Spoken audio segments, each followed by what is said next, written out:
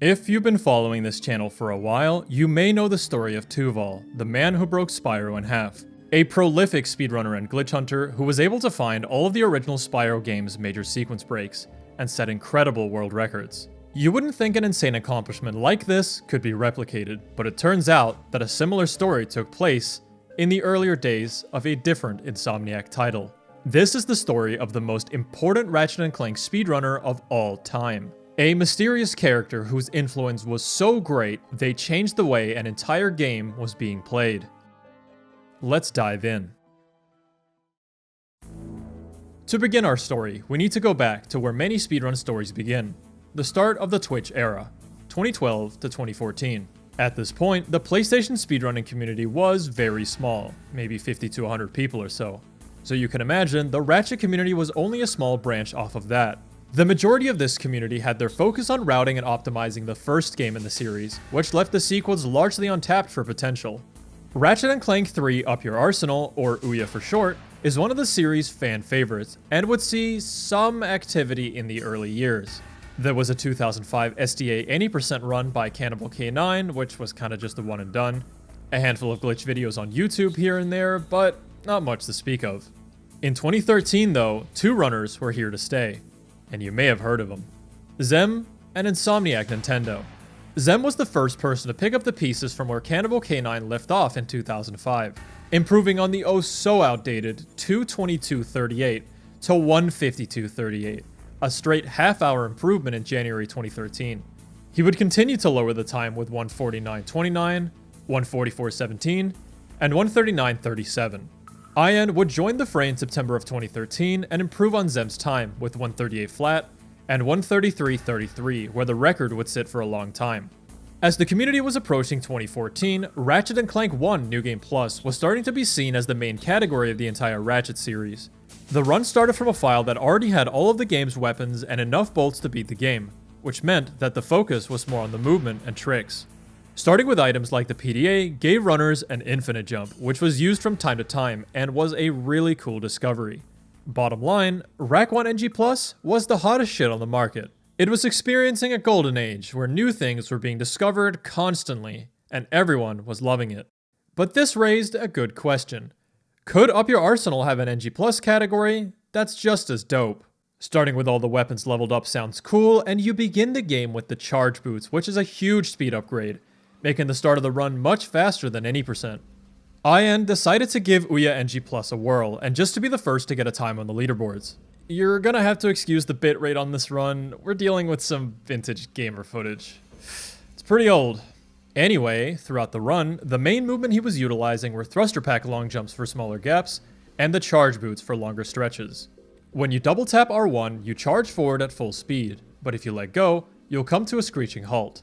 If you keep holding R1, Ratchet will continue forwards, but the charge boot speed will slow down. This means that the best strategy is just to spam R1, to restart the charge every time you start to slow down, maintaining the full speed. You can also cancel the boots at any time by firing your weapon, so you don't have to worry about playing the entire charge boot animation out. Ian's approach was more or less just any % with the charge boots, and better weapons for the bosses. Even so, the time save was immediately obvious. The movement and weapons were a huge bonus, and New Game Plus playthroughs allow you to skip playing through the 5 Quark vidcomics. Ian would achieve 109.17 in NG Plus in December 2013, and 2 months later, 102.48.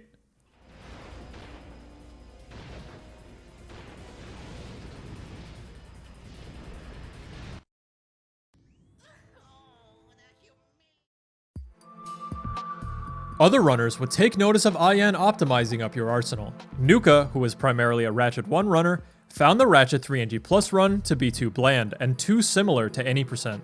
There was definitely potential for more, but where was he gonna find it? At this point in time, the community was made up of almost entirely North Americans, with the exception of a few Europeans, and not many of them were interested in Ratchet 3. It was time to look elsewhere. This is when Nuka had a thought. What if anyone else in the world is speedrunning Ratchet? He took to YouTube and typed in Ratchet & Clank 3 speedrun and found nothing out of the ordinary. He tried again, but put those exact words through Google Translate to Japanese. What he would discover was a run 20 minutes faster than Ian's time. This was the first time the Western community would lay eyes on one of the most historically significant Ratchet speedruns ever. The man, the myth, the legend. It's Silence, baby.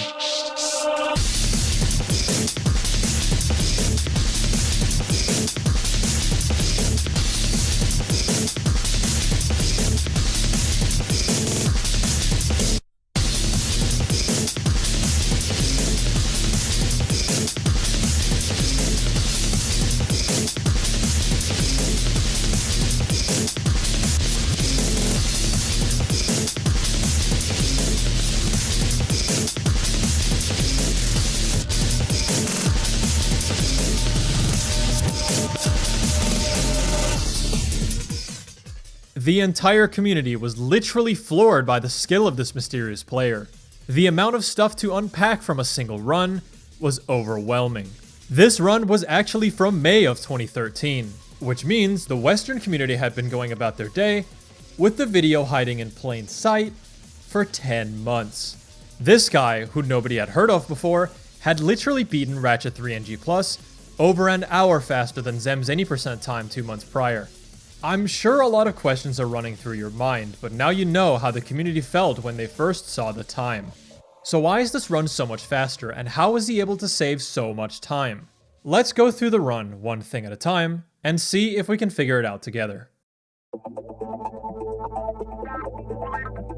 The first thing that is an immediate improvement over Ian's runs is his movement. Silence was able to crack the charge boots wide open and discover new movement techniques. He found a way to utilize Ratchet's normal moveset while traveling with the speed gained from the charge boots. I've already mentioned earlier how when you let the charge boot animation play out or shoot during the charge, the game sends you into a screeching halt. If you tap L1 during this state, which is the first person view button, Ratchet will do a small slide, and this is referred to as a neutral. The reason for the name is because you can turn this slide into multiple moves while retaining the charge boot speed, but you will lose this speed unless you leave the analog stick in the neutral position the whole time. This means you can neutral lag jump, neutral wrench swing, neutral double jump, and most importantly, neutral long jump, which allows you to clear bigger gaps. Silence also found falling neutral long jumps, which is the same concept, but the speed can be stored if you hold the stick neutral as you fall out of a charge. This wasn't the only way Silence was able to convert charge boot speed into useful movement tech. He also discovered the incredibly stylish technique known as HYPERSWING hovers. By hooking onto a hyperswing node with charge boot speed and swinging all the way forward to the apex, you can achieve a super fast hover if you let the analog stick go to neutral position yet again before pressing X to glide. This was used at the end of VR training and on planet Dax to get to the warship faster. The biggest technique of all that Silence would showcase in his 4158 is the whip jump.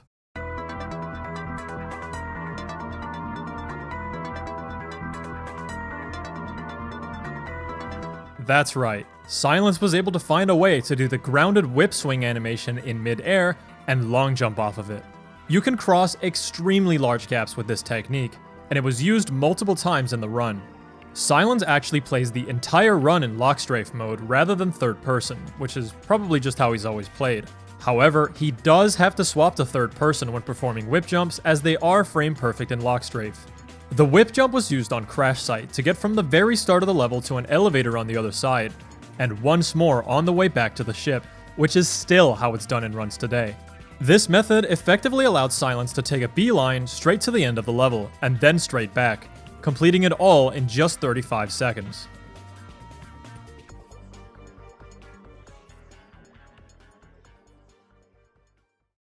Silence would also use the whip jump to discover one of the largest sequence breaks in the game: VR early.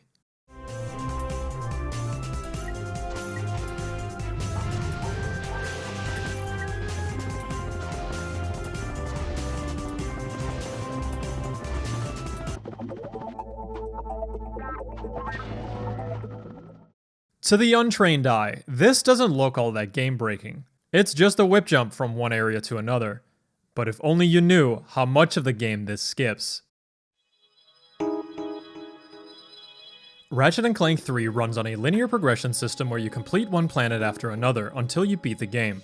In a casual playthrough, the chart shown on screen is more or less the intended order to get to the end. Upon completing Annihilation Nation, the two next planets are Aquados and Tyrannosis. Once you've beaten these, you return to Starship Phoenix, and Helga has some new gadgets she wants you to test out in a virtual reality obstacle course. Upon reaching the end of the course, you get the coordinates to planet Dax, where you move along in the game as intended. The only known way to get into VR training at the time was the intended way through Helga's teleporter, which is only active once you've beaten Tyrannosis. Silence was able to discover that the VR simulation that Helga teleports you to is actually stored in the Starship Phoenix map, way out of bounds. After Silence completes Veldin and Florana, the first two planets, he gets to the Phoenix for the first time. He gets the coordinates to Marcadia, which he needs for a visit later in the run, and immediately heads out of bounds to get to VR early. This is achieved by getting close to this silver pod in the corner, and then clipping out of bounds with the mega turrets.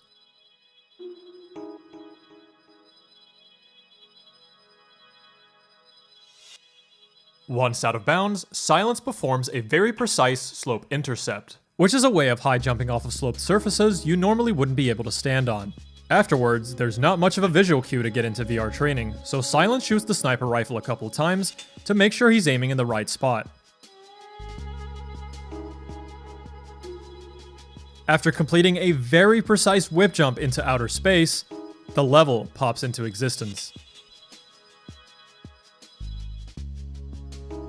With this skip, Silence had completely eliminated Aquados and Tyrannosis from the run. The time save is difficult to estimate, but we're definitely talking minutes, probably over 5. Following VR early, Silence does most of the planets in a completely different order. Dax, normally the 7th planet casually, is now done 3rd, right after VR. To demonstrate how different this route is, allow me to put it up for comparison. Yeah, definitely a stark contrast. I've spent most of my time discussing the left-hand side of the chart, but a keen-eyed viewer may notice that ARIDIA is missing on Silence's route. And that's because he managed to find a skip for that too. ARIDIA's only purpose in the game is to allow you to obtain the Warp Pad, which is a gadget that allows you to solve specific puzzles. This is used exclusively on Quark's hideout, so if there was a way to get to the end without needing the gadget, you could skip ARIDIA entirely. Now let's take a look at how Silence did it.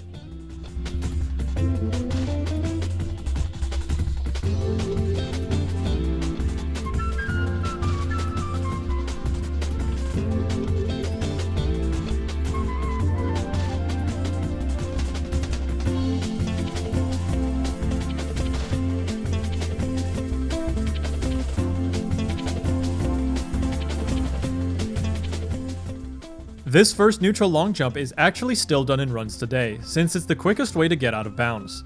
The sloped terrain near the back end of Quark's hut is extremely awkward to scale, and Silence opts to use the Tira guys to stabilize, which was pretty unique for the time. After this, he enters the end of the level from behind, and hotfoots it back to the ship. On top of skipping planets, Silence would find many ways of skipping large chunks of the ones you do play. He found a skip at the start of Marcadia by charging off this egg-looking thing to get to the ship on the other side, and immediately begin the combat missions. Also on Marcadia, Silence would find Refractor Skip. The Refractor is an item you mainly use on Obani Gemini to redirect the laser around the map to lower a green force field. Silence found a clever clip through the force field using the Tira guys, which skipped grabbing the Refractor altogether.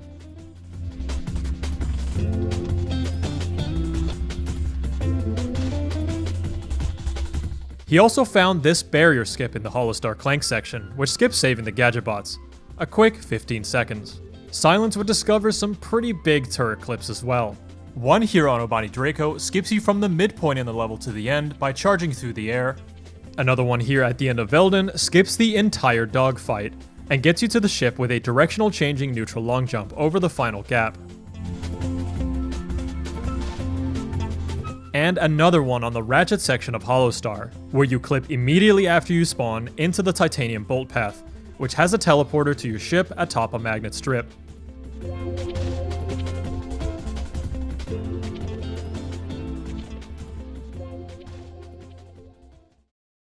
The final Silence discovery I want to cover for now might not be the most game-breaking or time-saving, but is one of the most creative skips he's come up with. This one really showcases his big brain.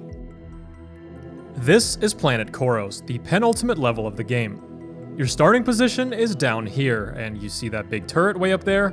That's where the end of the level is.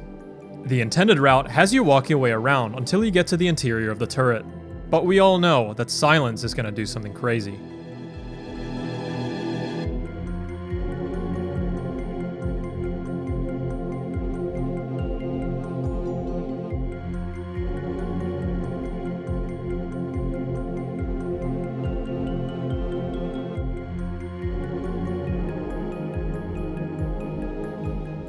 Yup, 4 SIs off of a wall that doesn't even look close to being a surface you can do it on. He literally high jumps around the out of bounds part of the wall, glides back into the wall, and gets the crouching animation for a split second 4 times back to back. This definitely took some out of the box thinking, but at this point, it should be very clear what kind of genius we're dealing with. Considering that he already found several insane skips at this point, this one is just the cherry on top. The inclusion of the new skips and movement tech made the run significantly harder, turning it from any percent with the charge boots into a completely different beast. Even today, Ouya NG Plus is still considered by the majority to be the most brutal category to compete in across the entire Ratchet series. When the community discovered Silence's run, they also stumbled upon a couple of his other videos. Silence was, and is still, known to make some of the greatest glitch compilations for Ouya, once again showcasing his great mind. A handful of these were uploaded throughout 2013, all the way up into early 2014, right when the community discovered him. While the community was in awe of his skill, they weren't sure whether his 4158 was a single segment run or not, as it was uploaded in multiple parts. There was a language barrier, so it was hard to tell. Since the super serious and professional Google Docs leaderboards of 2014 only tracked single segment runs, they weren't sure whether it should be included. Silence would actually reply through the YouTube comments and confirm the speculation that his 4158 was indeed a segmented run. While this may have been disappointing for some, Silence was far from being done. All of the glitch videos he'd been uploading throughout 2013 and early 2014 held a subtle message that he was still playing, still finding glitches, and still honing his skills to become the best. This time, Silence was ready for round 2. He was going to blow the world's mind once again, and he was gonna do it single segment.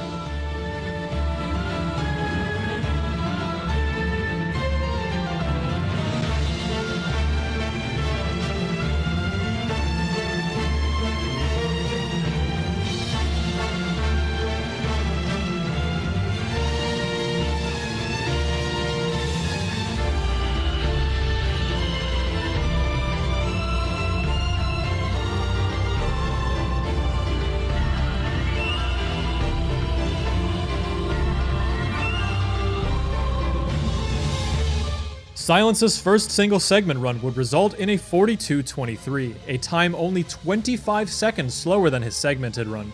But Silence didn't just want to get close, he wanted to beat it.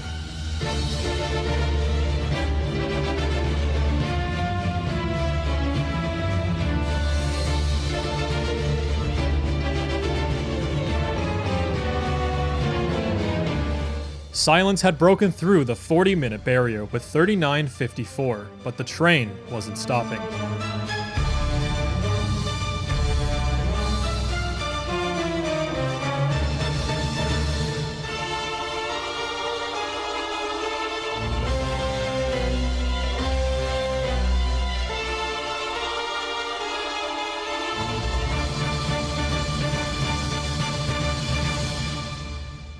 (37:46) was and still is Silence's final time in Up Your Arsenal. June 6th, 2014 would be the last time Silence would lower this coveted record. The only notable improvements that Silence incorporated over the months was a faster VR early that skipped the lengthy SIs, better routes on Quark's Hideout and Metropolis, swapping to the PS2 version, which was a bit faster at the time, and skipping the Tira guys on Annihilation Nation. The Tira guys was used in 3 places in the run, and Silence found a way to obsolete them all. Another huge chunk of his time save was from better movement. Silence was now noticeably better at retaining top speed, doing the tricks he already knew with less setup, and innovating new movement strings to get him through the game quicker. Silence had single-handedly turned a beloved childhood classic into one of the most high-octane speed games on the PlayStation 2. The skill floor to learn even the most basic movements in the game is incredibly high. It must have taken Silence hours to master the movement and tricks and to become consistent at it all. For anyone else to get on his level, it came with the intimidating task of extracting the overload of information his runs contained. Our old moose friend, IN, seemed up for the task. Impressively enough, IN would be the first Western player that was able to learn the movement, learn the tricks, and follow Silence's route pretty closely. He would top out with a 4104 when Silence had set a 3913 just a day prior. A pretty good time, but a bit less than 2 minutes off. It's possible IN could have competed with Silence had he kept going, but chose to focus on other categories instead. Zem would return to Ouya in October of 2014, but had a lot of catching up to do in terms of knowledge. IN and Rack 1 runner Slaughter would catch them up to date with Silence and his enormous change of the game's meta. Zem would learn Ratchet 3 New Game Plus from scratch and would embark on a 7-month-long grind to take down Silence, which is a testament to how ahead of his time he really was. While you may know Zem for being the big personality that he is today, these were some of his earliest streams, with his viewer count being between 5 and 20. But as he got better, he would draw more attention, and Silence would be toppled once and for all with a 3720 on April 2nd, 2015. 2015 was also the year I got into the game, and when I got a good grasp of the movement, I decided to document the various groundwork Silence had laid out in form of the Ratchet and Clank 3 movement guide. This taught new players how to perform the techniques that Silence had discovered years prior. The video is fairly outdated, so it remains unlisted, but was the go-to tool for the time. Zem would go on to hold the record for a full 6.5 years, which is a story in and of itself. It was actually beaten very recently, in fact, by Tarna, a Polish runner who's been on Zem's tail along with Captain Wiffle for years at this point. This makes the Ouya NG Plus World Record Holder Club very special and very small, only reserved for the most dedicated runners, and right now it sits at only 4 people, with this guy right here being the main reason so many people run this game today. While Zem and others definitely helped spread the word about Up Your Arsenal speedrunning, the game would not sell itself if it wasn't for Silence. He is the one who created the movement system we know and love today, and he's the one that found half of the tricks in the game that are still seeing use. Silence's influence was so monumental it would spawn immense optimization for Ratchet 2 as well. The movement system is very similar in Rack 2, and tricks like whip jumping with the wrench became stable tech that is used to this day.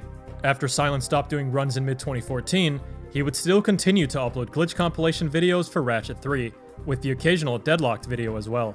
2018 would be the last time we would hear from Silence. He has not uploaded a video in 3.5 years. Silence is a bit of a mysterious character. He emerged from the shadows, posted groundbreaking videos, and vanished completely. Few things are known about this guy since there is a language barrier after all, but what we do know is that he was intelligent, innovative, and incredibly skilled. Some community members speculate that Silence couldn't have been doing it all by himself, and that there was a small Japanese community that were working things out together. Some speculate that Silence was incredibly skilled at Ouya multiplayer, which has a hardcore fanbase filled with players who all have incredibly good movement. Lag jumping was actually discovered on multiplayer, but most of the other tech used in speedruns isn't possible here because you're missing Clank on your back. Japan also never had Ouya multiplayer available to play for the public, which means that Silence couldn't have been playing it.